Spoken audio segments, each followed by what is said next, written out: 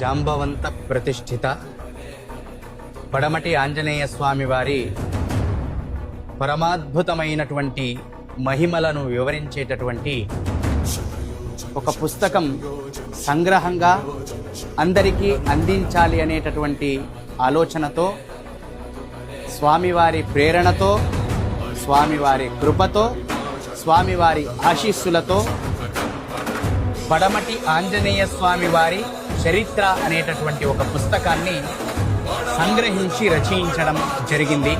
భక్తులందరికీ కూడా ఈ పుస్తకాన్ని ఉచితంగా అందజేయాలని మంత్రివర్యులు గౌరవ వాకిటి శ్రీహరి గారు కూడా ఆర్థిక సహాయాన్ని అందించారు.